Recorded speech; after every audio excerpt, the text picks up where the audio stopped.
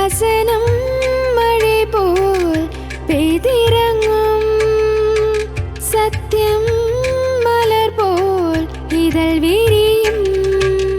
சத்தியம் சத்தியமே, சத்தியம் சத்தியமே, சத்தியம் சத்தியமே, சத்தியம் சத்தியமே. கர்த்தராகிய இயேசு கிறிஸ்துவின் நாமத்தினாலே சத்திய சத்தியம் நேயர்களுக்கு வாழ்த்துக்களை தெரிவித்துக் கொள்கிறேன். இந்த ஊடகத்தின் வழியாக உங்களை சந்திப்பதில் எனக்கு ரொம்ப மகிழ்ச்சி. அதே வேளையில் கர்த்தராகிய இயேசு கிறிஸ்து கொடுத்த இந்த தருணத்திற்காகவும் நான் நன்றி செலுத்துகிறேன். கர்த்தராகிய இயேசு கிறிஸ்து இந்த உலகத்திலே வாழ்ந்த நாட்களிலே அநேக அற்புதங்களை செய்து பிணியாளிகளை குணமாக்கி, குருடர்களுக்கு பார்வையளித்து, சப்பானிகள் நடந்து சென்ற காரியத்தை அறிகிறோம். ஒரு சம்பவத்தையும் கூட சொல்லி நான் இந்த வார்த்தையை நான் கடந்து செல்ல விரும்புகிறேன். ஒரு சமயம் அவர் எரிகோ நகரத்திற்கு செல்லும்போது அநேக கூட்டங்கள் அவருக்கு பின்பாக சென்றது. அப்படி செல்லும்போது அங்கே ஒரு ஆயக்காரன், வரி வசூலிப்பவன் ஒருவன் அவரை எப்படியாவது பார்க்க வேண்டும் என்று அவன் ஆவலாக இருக்கிறான். ஆனால் அவனோ மிகவும் குள்ளமான மனுஷன். குள்ளமான மனுஷனாக இருந்தபடியால் அவரை எப்படி காண்பது, கூட்டமே அதிகமாக இருக்கிறதே, நான் எப்படி அவரை எப்படியாவது பார்த்தாக வேண்டுமே என்ற ஆவல் அவனோடு இருந்தது. அப்படி இருக்கக்கூடிய சமயத்திலே அவன் ஒன்று நினைத்தான், ஒரு வேளை செய்யலாம், நாம் கர்த்தர் இயேசு கிறிஸ்து வருவதற்கு முன்பதாகவே நாம் முன்னாக போய் ஏதாவது ஒரு மரத்தில் ஏறி கடந்து செல்லும்போது அவருடைய முகத்தை பார்க்க வேண்டும் என்று அவன் ஆசைப்பட்டான். அப்படியாக அவனுடைய ஆசை எண்ணமாய் தோன்றும் போது அவன் அவருக்கு முன்பாக ஓடி ஒரு காட்டத்தி மரத்தில் ஏறி அங்கே உட்கார்ந்தான். அப்போது இயேசு கிறிஸ்து அந்த வழியாக கடந்து வருகிறார். கடந்து அந்த நேரத்தில் அந்த மரத்தின் அடியில் வரும்போது அவர் அண்ணாந்து பார்க்கிறார். அண்ணாந்து பார்க்கும்போது அங்கே சகேயு என்ற மனிதன் அங்கே மரத்தில் இருக்கிறான். அப்போது கர்த்தர் இயேசு கிறிஸ்து சொல்கிறார், சகேயுவே, நீ இறங்கி வா, நான் இன்றைக்கு உன்னுடைய வீட்டிலே தங்க வேண்டும் என்று சொன்னான். இவனுக்கும் ரொம்ப மகிழ்ச்சி. ஐயோ, நாம் அவரை எப்படியாவது பார்க்க வேண்டுமே, அவரிடத்தில் பேச வேண்டுமே, அவரிடத்தில் ஏதாவது கேள்வி கேட்க வேண்டுமே என்று அவன் நினைத்து இருந்த வேளையிலே தானாகவே கர்த்தர் வந்து, நான் இன்றைக்கு உன் வீட்டிலே தங்க வேண்டும் என்று சொன்னது அவனுக்கு மிகவும் மற்றற்ற மகிழ்ச்சி. உடனே அவன் சீக்கிரமாக இறங்கி வருகிறான். இறங்கி வந்து அவரை தன்னுடைய வீட்டிலே ஏற்றுக்கொள்கிறான். அப்போது கர்த்தர் இயேசு கிறிஸ்து சொல்லக்கூடிய வார்த்தையை நான் உங்களுக்காக படித்து கடந்து செல்ல விரும்புகிறேன். கர்த்தர் இயேசு கிறிஸ்து சொன்ன வார்த்தை வேதத்திலே, புதிய ஏற்பாட்டு புஸ்தகத்திலே லூக்கா எழுதின சுவிசேஷ புஸ்தகம் 19வது அதிகாரம் 10வது வசனத்தை நான் வாசிக்கின்றேன். இழந்து போனதை தேடவும் ரட்சிக்குமே மனுஷகுமாரன் வந்திருக்கிறார் என்றார். அதற்கு முன்பதாக 9வது வசனத்தை நான் சேர்த்து வாசிக்கிறேன். இயேசு அவனை நோக்கி, இன்றைக்கு இந்த வீட்டுக்கு ரட்சிப்பு வந்தது, இவனும் ஆபிரகாமுக்கு குமாரனாக இருக்கிறானே என்ற காரியத்தை நாம் படிக்கின்றோம். இழந்து போனதை தேடவும் ரட்சிக்குமே மனுஷகுமாரன் வந்திருக்கிறார். இந்த உலகத்திலே கர்த்தர் இயேசு கிறிஸ்து வந்த ஒரு முக்கியமான நோக்கத்தை நாம் காண்கின்றோம். என்ன நோக்கம்? இழந்து போன காரியம். எதை இழந்து போனான்?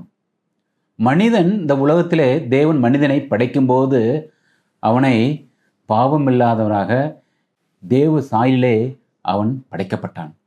அப்படி படைக்கப்பட்ட மனிதன் பாவம் செய்த உடனே தேவனுடைய சாயலை இழந்து போனான்.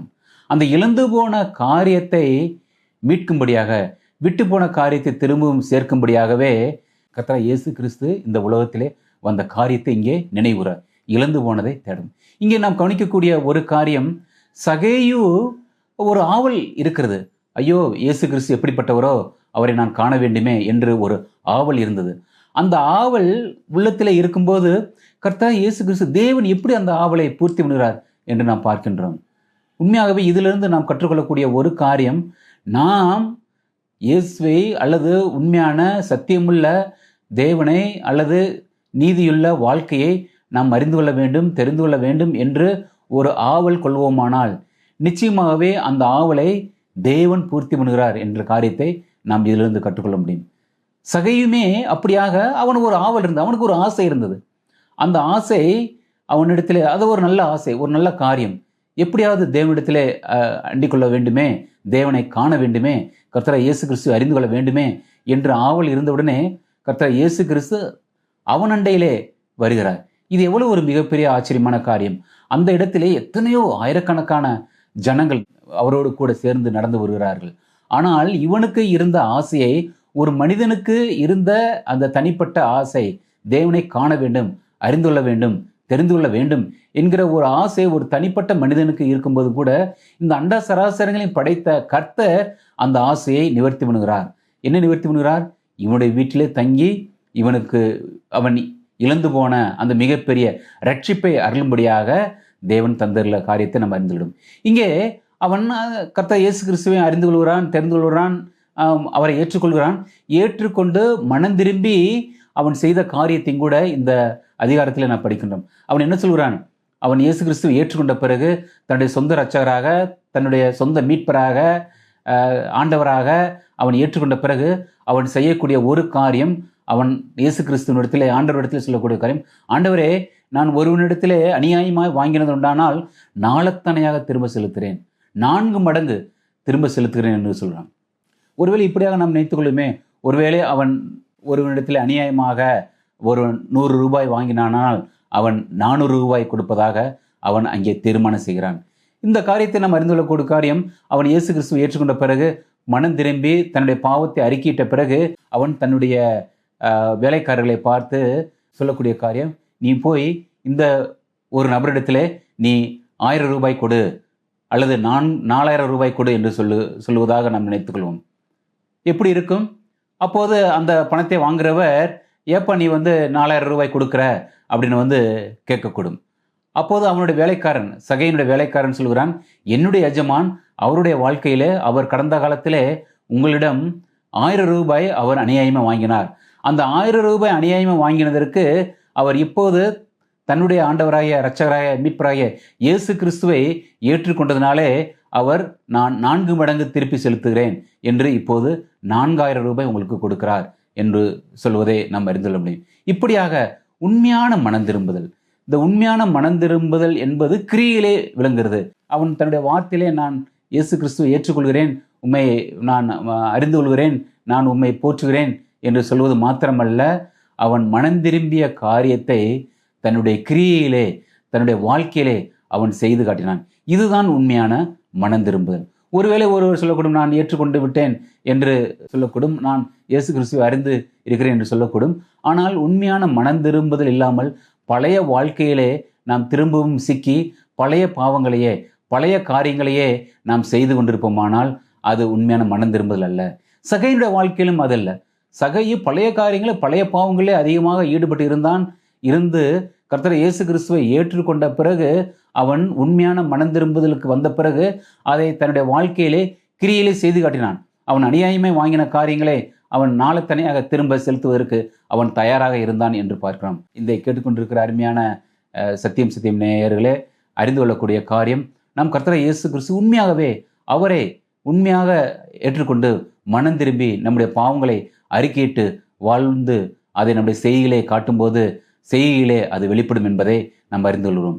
உண்மையான மனம் திரும்புதல் என்பது ஒன்று. அதே சமயம் நாம் பழைய வாழ்க்கையிலே திரும்பமாக மீண்டும் மீண்டும் இருப்போமானால் கள்ளத்தனமான மனம் திரும்புதலாக கூட இருக்கக்கூடும். ஆனால் தேவன் விரும்புகிற காரியம் உண்மையான மனம் திரும்புதலாக இருக்க வேண்டும் என்கிறார். கள்ளத்தனமான மனம் திரும்புதல் அல்ல.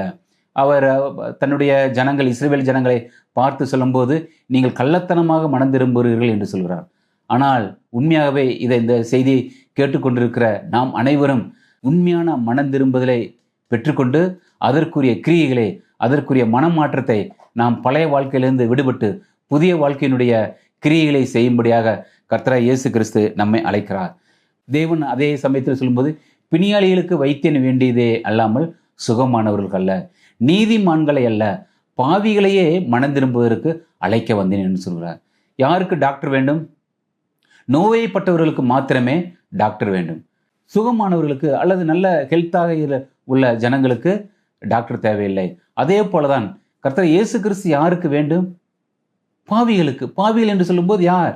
இந்த உலகத்திலே பிறந்த, அந்த உலகத்திலே இருக்கிற எல்லா ஜனங்களுமே பாவியானவர்களாக இருக்கிறோம். எல்லாருமே பாவத்திலே பிறந்து பாவத்திலே மரித்து கொண்டிருக்கிறோம். அப்படியாக இருக்கக்கூடிய சமயத்திலே அவர் நீதிமான்கள் அல்ல, பாவிகளையே மனம் திரும்புவதற்கு அழைக்க வந்தேன் என்று சொல்கிறார். இன்னொரு இடத்துல அவர் சொல்லும்போது, வருத்தப்பட்டு பாரம் சுமக்கிறவர்களே நீங்கள் எல்லாரும் என்னிடத்தில் வாருங்கள், நான் உங்களுக்கு இளைப்பாறுதல் தருவேன்.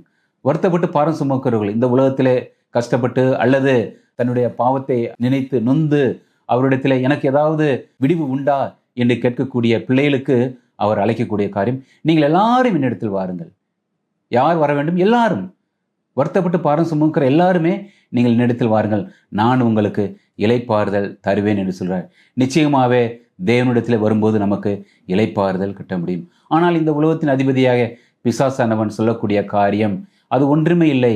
நீ என்னிடத்தில் வந்தால் நான் உனக்கு சந்தோஷமும், நான் உனக்கு இந்த உலக சொத்தும், இந்த உலக ஐஸ்வர்யமும், இந்த உலகத்தில் இருக்கக்கூடிய காரியங்களை எல்லாம் உமக்கு தருவேன் என்று அவன் நமக்கு உறுதி கொடுக்கிறான். ஆனால் அவன் கொடுக்கக்கூடிய சமாதானமோ சந்தோஷமோ நித்தியமானதல்ல. ஏதோ ஒரு கட்டத்திற்கு அது சமாதானத்தை போல் இருக்கும், ஆனால் நித்திய சமாதானமாக இருக்காது. ஆனால் கர்த்தராகிய இயேசு கிறிஸ்து கொடுக்கக்கூடிய சமாதானமோ நித்தியமாக நித்திய காலமாக இருக்கக்கூடும் என்பதிலே எந்தவித சந்தேகமும் இல்லை. அவர் இன்றைக்கு நாம் அவரை ஏற்றுக்கொண்டு இன்றைக்கு நம்முடைய வாழ்க்கையை ஒப்பு கொடுத்து நாம் வாழ்வோம் என்றால் அவர் நித்தியமான சமாதானத்தையும் சந்தோஷத்தையும் தர வல்லவராக இருக்கிறார். இன்னும் ஒரு சம்பவத்தை கூட நான் உங்களுக்கு சொல்ல விரும்புகிறேன். ஒரு சமயம் இங்கிலாந்து தேசத்திலே இந்த ரோலண்ட் என்ற பிரசங்கியார் ஒரு சமயம் தெருவிலே பிரசங்கம் பண்ணி கொண்டிருந்தார். அப்போது அந்த வழியாக இங்கிலாந்து ராணியம்மையார் தன்னுடைய குதிரை வண்டியிலே வந்து கொண்டிருந்தார். இங்கே அந்த குதிரை ஓட்டுவனை பார்த்து, இங்கே என்ன கூட்டமும் அதிகமாக இருக்கிறது என்று அந்த குதிரை ஓட்டுவனை கேட்டார். அந்த குதிரை ஓட்டுவனோ இங்கிலாந்து ராணியம்மையாரிடம், இங்கே ரோலண்ட் என்ற பிரசங்கியார் பிரசங்கம் பண்ணி கொண்டிருக்கிறார் என்று சொல்லும்போது அந்த இங்கிலாந்து ராணியம்மையார் அவனிடம் சொன்ன காரியம், நீ அங்கே ஓட்டி கொண்டு போ, நான் அந்த பிரசங்கியாரை பற்றி கேள்விப்பட்டிருக்கிறேன், அவர் நன்றாக பிரசங்கம் பண்ணுவார், அவரிடம் கேட்டுவிட்டு செல்வோம் என்று அவர் சொல்கிறார்கள். உடனே அங்கே செல்கிறார். ரோலண்ட் பிரசங்கியார் அங்கே பிரசங்கம் பண்ணி கொண்டிருக்கும் போது அவர் இங்கிலாந்து ராணியம்மையார் தன்னிடத்திற்கு வருவதை பார்த்த உடனே அவர் இப்படியாக சொல்கிறார், நான் இப்போது உங்களுக்கு ஒரு சொல்ல விரும்புகிறேன், இங்கிலாந்து ராணியம்மாரின் ஆத்மாவை நான் ஏலம் விட போகிறேன் என்று சொல்கிறான். இங்கிலாந்து ராணியம்மையாருக்கோ மிகவும் ஷாக்காக இருந்தது, அதிர்ச்சியாக இருந்தது. என்ன, என்னுடைய ஆத்மாவை அவன் ஏலம் விட போகிறானா என்று. அப்போது ரோலண்ட் பிரசங்கியார் சொல்கிறார், இங்கே ஏலம் 2 பேர் எடுக்க போகிறார்கள், ஒன்று சாத்தான், ஒன்று கிறிஸ்து. சாத்தான் என்ன சொல்கிறான், இங்கிலாந்து ராணியம்மையாருக்கு நான் சொத்துக்களை கொடுக்கிறேன், நான் பதவியை கொடுக்கிறேன், பட்டங்களை கொடுக்கிறேன், நான் இப்படியாக அவன் சொல்லிக் கொண்டிருக்கிறான். ஆனால் கர்த்தராகிய இயேசு கிறிஸ்துவோ அடுத்த ஏலம் எடுக்க போகிறவர், அவர் நான் இங்கிலாந்து ராணியம்மையாருக்காக என்னுடைய வாழ்க்கையை நான் கொடுத்திருக்கிறேன், என்னுடைய இரத்தத்தையே நான் சிந்தித்திருக்கிறேன், அதனால் அவருடைய ஆத்மாவை நான் ஏலம் எடுக்கிறேன் என்று சொன்னாராம். உடனே அந்த இங்கிலாந்து ராணியம்மையார் உடனே தன்னுடைய வாழ்க்கையை இயேசு கிறிஸ்துவினிடம் ஒப்படைத்து விட்டு, ஆண்டவரே நீரே என்னுடைய வாழ்க்கையை நீ ஏற்றுக்கொள்ளும், நீரே என்னுடைய பாவங்களுக்காக மரித்தீர் என்பதை நான் விசுவாசிக்கிறேன் என்று அந்த இடத்திலே அவர் தன்னுடைய வாழ்க்கையை ஒப்பு கொடுத்து கடந்து சென்றவர்களாக நாம் பார்க்க முடியும். அருமையான சகோதர சகோதரிகளை கேட்டுக்கொண்டிருக்கிற அருமையான நண்பர்களே, நீங்களும் கூட இந்த கர்த்தராகிய இயேசு கிறிஸ்துவை நீங்கள் உண்மையாக சொந்த இரட்சகராக நாம் ஏற்றுக்கொள்ளும் போது அவர் நித்திய பாக்கியத்தையும் சந்தோஷத்தையும் சமாதானம் தருகிறார். ஆனால் அதே வேளையிலே சாத்தான் சொல்லக்கூடிய காரியம், நானும் சந்தோஷத்தையும் சமாதானத்தையும் தருகிறேன் என்று சொல்கிறான். ஆனால் அவனோ பொய்க்கு பிதாவுமாய் இருக்கிறான். இந்த உலகத்திலே பொய்யை தவிர அவனுக்கு வேறொன்றும் மெய்யாக பேச அவனுக்கு இராது. ஆனால் கர்த்தர் இயேசு கிறிஸ்துவோ, நானே வழியும் சத்தியமும் ஜீவனுமாய் இருக்கிறேன், என்னை இல்லாமல் ஒருவனும் பிதாவினிடத்தில் வரான் என்று வாக்குறுதி கொடுக்கிறார்.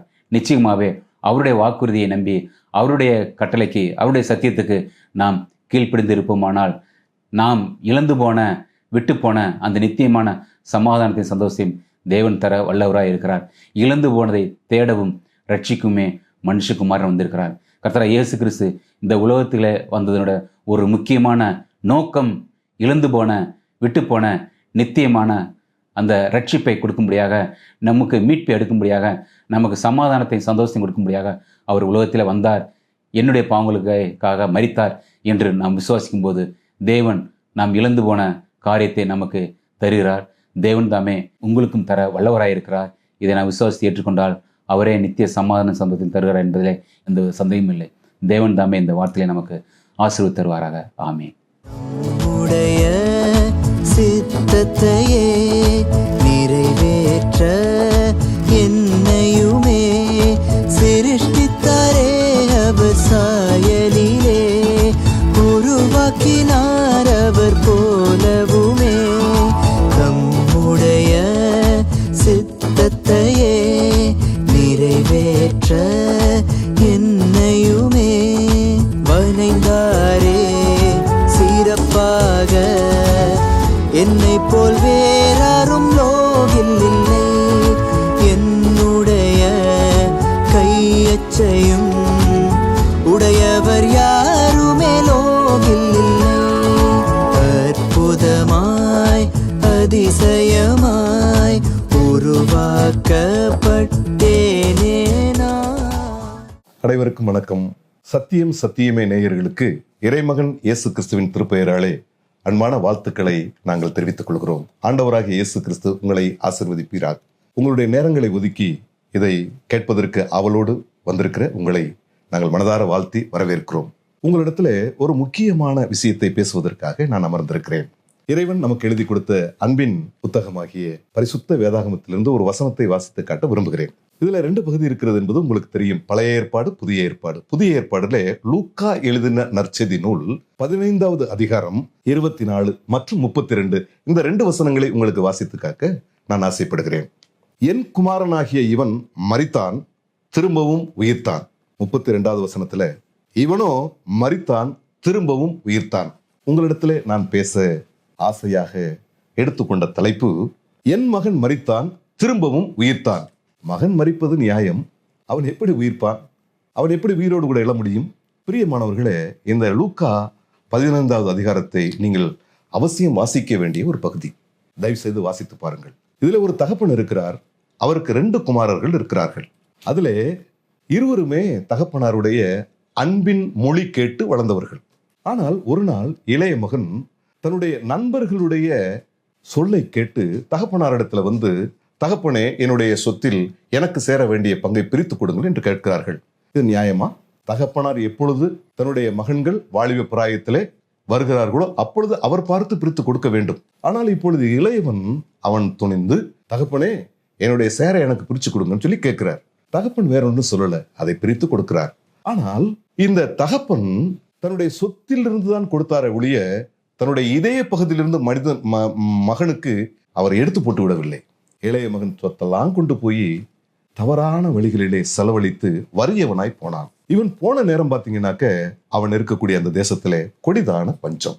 இவனிடத்துல இருக்கக்கூடிய எல்லா பணங்கள், அவன் வைத்திருக்கக்கூடிய உபகரணங்கள் எல்லாம் தீர்ந்துருச்சு. அந்த சமயத்துல கொடுமையான பஞ்சம் வந்ததுனால இவன் பஞ்சம் பிழைப்புக்காக ஒரு குடியான இடத்தில் போய் ஒட்டி கொண்டான் என்று பார்க்கிறோம். அங்கே என்ன வேலை கிடைத்தது தெரியுமா? பன்றி மேய்க்கக்கூடிய ஒரு வேலை, பன்றிக்கு உணவு வைக்கக்கூடிய ஒரு சூழல் இந்த இளைய மகனுக்கு கிடைத்தது. அந்த பன்றி திங்கக்கூடிய தவிடாவது தனக்கு கிடைக்குமா என்று ஆசைப்பட்டு அதை சாப்பிடுவதற்கு ஆசைப்படுகிறான். ஆனால் அவனுடைய எஜமான் அதை கொடுக்கவில்லை.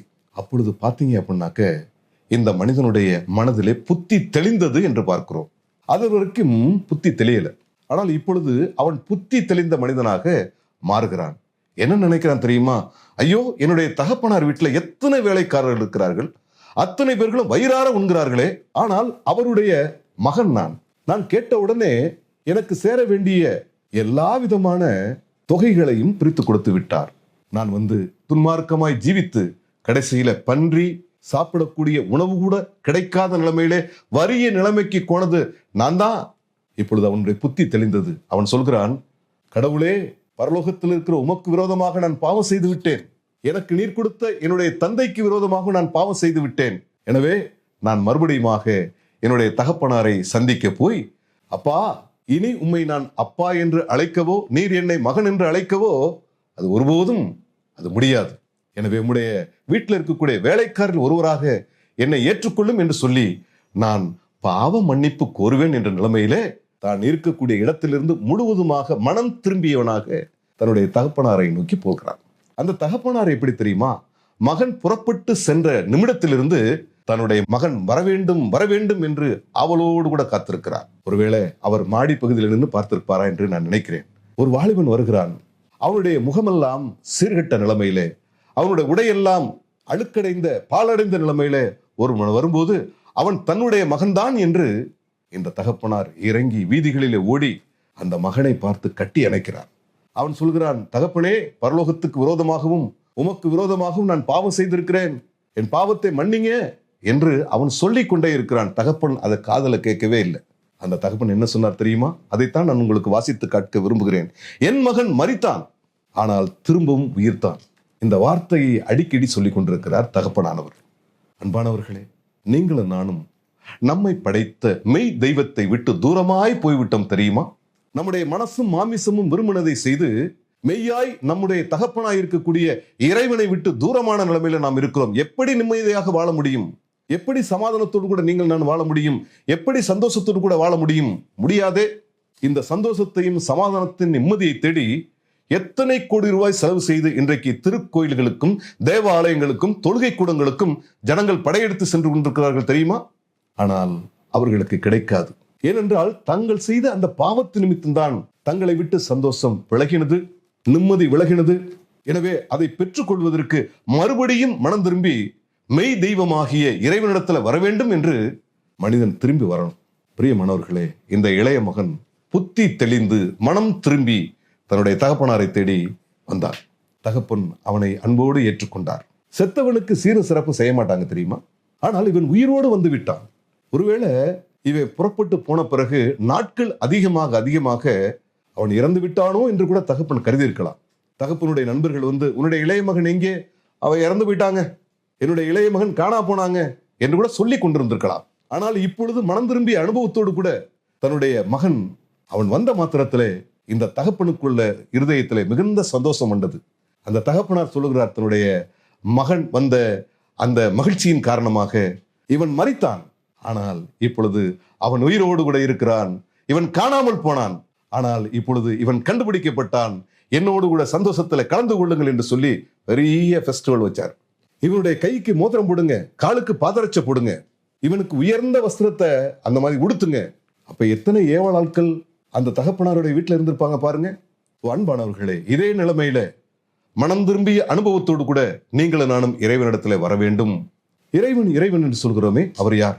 பிரியமானவர்களே, பரலோகத்தில் இருக்கக்கூடிய தேவனானவர் அவருடைய சாயலிலே படைக்கப்பட்ட மனிதர்களாகிய நம்மை அவர் தம்முடைய சாயலிலும் தம்முடைய ரூபத்தின்படியும் படைத்தார்.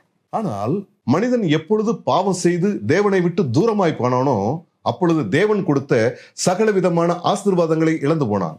அப்படிப்பட்ட மனிதனுடைய வாழ்க்கையில நிம்மதி இல்லை, சமாதானம் இல்லை, சந்தோஷம் இல்லை. அவனுடைய வாழ்க்கையில அவன் செய்த பாவத்தின் நிமித்தம் வரக்கூடிய தண்டனை ஒன்றுதான் அவனுக்கு பலனாக இருந்தது. பாவத்தினுடைய சம்பளம் மரணம். மரணம் என்றால் நரகம். தேவனை விட்டு நிரந்தரமா பிரிஞ்சிருது. தகப்பனை விட்டு நிரந்தரமா இளைய மகன் பிரிஞ்சிருந்தானா என்ன ஆகிறது? எனவே இளைய மகனை போல மனம் திரும்பி வர வேண்டும். இந்த இறைவன் தன்னாலே படைக்கப்பட்டு பாவியாய் போன மனிதனை மறுபடியுமாக தன்னோடு கூட சேர்த்துக் கொள்வதற்காக பரலோகத்திலிருந்து பூலோகத்திற்கு வரவேண்டிய ஒரு கட்டாயம் வந்தது. ஏன் கடவுள் மனிதனானார் என்று இன்றைக்கு அநேகர் கேள்வி கேட்கிறார்கள். மனிதர்களாகிய நம்மை மீட்பதற்காகத்தானே எம்பெருமானாகிய இயேசு கிறிஸ்து மனிதனாக இந்த பூமியிலே அவர் வந்தார். இந்த பூமியிலே இயேசு கிறிஸ்து மனிதராக வந்து நம் அனைவருடைய பாவங்கள், அந்த பாவத்தினாலே வந்த தோஷங்கள், அந்த பாவத்தினாலே வந்த சாபங்கள் எல்லாவற்றையும் அவர் சுமந்து கொண்டார் என்று பார்க்கிறோம். நம்முடைய மீறுதலுக்கு தக்கதாக அவர் நமக்கு சரி கட்டாதபடி இரக்கமாக இருந்தார், மன உருக்கமாக இருந்தார் என்று அவரை குறித்து வேத வசனங்கள் சொல்கிறது. மாத்திரமல்ல, திருவிவிலியத்திலே ஏசாயா தீர்க்கதரிசன புஸ்தகம் இருக்கிறது. அதிலே வாசிக்கிறோம், நம்முடைய மீறுதல் நிமித்தம் அவர் அடிக்கப்பட்டார், நம்முடைய அக்கிரமங்கள் நிமித்தம் அவர் நொறுக்கப்பட்டார், நமக்கு சமாதானத்தை உண்டாக்கும் ஆக்கினை அவர் மீது வந்தது, அவருடைய தழும்புகளாலே குணமாகிறோம் என்று வேத புத்தகத்திலே வாசிக்கிறோம். எனவே இப்படி ஆண்டவராகிய இயேசு கிறிஸ்து வழி விலகி போன தன் வழியிலே போன ஆட்டுக்குட்டிகளைப் போல இருந்த நம்மை மீட்பதற்காக தேவன் தேவகுமாரனாக இந்த பூமியிலே கன்னி மரியின் மகனாக அவர் அவதரித்தார். அவர் மனிதனாக பிறந்தார், மாமிசத்திலே தன்னை வெளிப்படுத்தினார். மாத்திரமல்ல, அவர் இந்த பூமியிலே வந்தவருடைய முக்கியமான நோக்கம் நம்முடைய பாவங்கள், அந்த பாவத்துக்குரிய தண்டனைகள் இவற்றையெல்லாம் சுமந்து கொண்டு சிலுவையிலே அவர் அடிபட்டு நொறுக்கப்பட்டு இரத்தம் சிந்தி மரிக்க வேண்டும் என்று அவர் வந்தார். பூமியிலே அவர் மனிதனாக வரும்போது என்ன பெயர் வைத்தார்கள் தெரியுமா? இயேசு என்று பெயரிட்டார்கள். இயேசு என்றால் தமது ஜனங்களின் பாவங்களை நீக்கி அவர்களை இரட்சிக்கிறவர் என்ற அர்த்தம். இரட்சகர் என்றால் தான் ஒருவரை காப்பாற்ற வேண்டும் என்றால் தன்னுடைய உயிரை கொடுக்க வேண்டும் என்று இரட்சகருக்குரிய இலக்கணம் இருக்கிறது. இயேசு பெருமான் அதை செய்து முடித்தார். அன்பானவர்களே, நீங்களும் நானும் பாவம் செய்து ஏகமாய் கெட்டு போன போது நம்மை மீட்க வேண்டிய பொறுப்போடு கூட இயேசு பெருமான் இந்த பூமியிலே மனிதனாக வந்தார். நம்முடைய பாவங்கள், சாபங்கள், அந்த பாவத்துக்குரிய தண்டனைகள் எல்லாவற்றையும் சுமந்து கொண்டு சிலுவை என்ற கொலைக்கருவிலே அவர் ஏற்றப்பட்டார். அவர் தலையிலே முள்முடி சூடி அடித்தார்கள், முதுகெல்லாம் உழவன் சால் போல் உழுது போட்டார்கள், கால் கரங்களிலே ஆணிகள் கொண்டு அந்த சிலுவையிலே கோரமான நிலைமையிலே, அழகற்ற நிலைமையிலே, அந்தகடுற்ற நிலைமையிலே இயேசு பெருமான் தொங்குகிறார். அவரை பாருங்கள். அந்த இடம் நீங்களும் நானும் தொங்கப்பட வேண்டிய இடம். நீங்களும் நானும் தானே மெய்தைத்து விட்டு தூரமாய் போனோம், அவருக்கு விரோதமாக பாவம் செய்தோம். எனவே நீங்களும் நானும் செய்த அந்த பாவத்தினுடைய சாபமானது இயேசுவை சிலுவையிலே ஏற்றியது. இயேசு பெருமான் சிலுவையிலே தொங்கக்கூடிய கோரமான காட்சியை பாருங்க. அந்த இடத்துல நீங்களும் நானும் தொங்க விடப்பட்டிருக்க வேண்டும். ஆனால் இயேசு பெருமான் அந்த குறிப்பிட்ட நேரத்திலே, குறிப்பிட்ட நாளிலே எனக்கும் உங்களுக்கும் பதிலாளாக மாறி உங்கள் மீதும் என் மீதும் இருந்த தேவனுடைய கோபத்தை முழுவதுமாக தாமே சுமந்து கொண்டு சிலுவையிலே அடிக்கப்பட்டு நொறுக்கப்பட்டு ரத்தம் சிந்தி மரித்தார். அவர் அடக்கம் பண்ணப்பட்டார். ஆனால் 3ஆம் நாள் உயிரோடு கூட எழுந்தார். தான் உயிரோடு இருந்த நாட்களிலே சொன்னார், இப்படி நான் உங்களுக்காக மரிப்பேன், ஆனால் அடக்கம் பண்ணப்பட்ட 3ஆம் நாள் உயிரோடு கூட எழுவேன். எழுந்து நான் உங்களுக்காக ஒரு இடத்தை ஆயத்தம் பண்ணுவதற்காக போகிறேன். நான் அங்கிருந்து சீக்கிரமாக வருவேன். உங்களுக்காக ஆயத்தம் பண்ணப்பட்ட இடத்துல உங்களுக்கு தேவையான கன மகிமை எல்லாவற்றையும் நான் வைத்திருக்கிறேன். அந்த இடத்துல என்னோடு கூட நீங்கள் இருக்கும்படி நான் வந்து உங்களை அழைத்து செல்வேன் என்று சொல்லி அவர் சென்றிருக்கிறார். ஏறக்குறைய 2000 ஆண்டுகளாக தன்னோடு கூட வாழப்போகிற, அவரை விசுவாசித்து மனம் திரும்பி மெய்யான கிறிஸ்துவ வாழ்க்கை வாழக்கூடிய ஜனங்களுக்கு அவர் அளிக்கக்கூடிய அந்த நித்தியமான வாழ்க்கையை 2000 ஆண்டுகளாக அவர் அந்த இடத்தை ஆயத்தம் பண்ணி இருக்கிறாராம். எவ்வளவு மகிமை பொருந்திய இடம்! அந்த இடத்துல நீங்களும் நானும் போய் தங்க வேண்டுமே. இயேசு பெருமான் சீக்கிரமாக வரப்போகிறார். இந்த இயேசு கிறிஸ்துவை நீங்கள் உள்ளபூர்வமாக ஏற்றுக்கொள்ளுங்கள். அப்படி ஏற்றுக்கொண்டால் நீங்கள் மரித்தவர்கள் ஆனால் உயிரோடு கூட இழந்தவர்கள் என்ற அர்த்தம். நீங்கள் காணாமல் போனவர்கள் ஆனால் கண்டுபிடிக்கப்பட்டவர்கள் என்ற அர்த்தம். காணாமல் போனவர்கள் கண்டுபிடிக்கப்பட்டால், செத்து போனவர்கள் உயிரோடு வந்தால் எவ்வளவு பெரிய சந்தோஷம்! மனம் திரும்பிய ஒரு பாவி நிமித்தம் பரலோகத்திலே மிகுந்த சந்தோஷம் உண்டாகுமாம். நீங்கள் மனம் திரும்பி இயேசுவை சொந்த இரட்சகரும் ஆண்டவருமாக ஏற்றுக்கொண்டு வரும்போது இறைவனாகிய இயேசு கிறிஸ்துவுக்கும் அவருடைய பணிவிடை தூதர்களுக்கும் பரலோகத்திலே மிகுந்த சந்தோஷமாம். பூமியிலையும் மிகப்பெரிய ஒரு சந்தோஷம். எனவே அந்த சந்தோஷத்தை பெற்றுக்கொள்ள இயேசு பெருமான் உங்களை அன்போடு கூட அழைக்கிறார். ஒரு நாள் நானும் மரித்தவனாய் இருந்தேன், இயேசுவை விசுவாசித்தேன், மீண்டும் உயிர்ப்பிக்கப்பட்டேன், காணாமல் போனவனாக இருந்தேன். இன்றைக்கு இயேசுவால் கண்டுபிடிக்கப்பட்ட நிலைமையில மிகுந்த சந்தோஷம் உள்ள நல்வாழ்க்கை வாழ்ந்து கொண்டிருக்கிறேன். எனவே இயேசு கிறிஸ்துவை உங்களுடைய சொந்த இரட்சகரும் ஆண்டவருமாக ஏற்றுக்கொள்ளுங்கள். புத்தி தெளிந்து மனம் திரும்பி இந்த இயேசுவிடத்தில் வாருங்கள். அவர் கொடுக்கக்கூடிய புதிய வாழ்க்கையை வாழ்ந்து மிகுந்த சந்தோஷம் உள்ளவராய் வாழ, நித்திய அந்த ஜீவனை பெற்றுக்கொள்ள கர்த்தராகிய இயேசு கிறிஸ்து உங்கள் ஒவ்வொருவரையும் ஆசீர்வதிப்பாராக. அவருடைய பரிசுத்த நாமம் இன்றும் என்றும் சதா காலமும் மகிமையடைவதாக. ஆமென். சத்யம் சத்யமே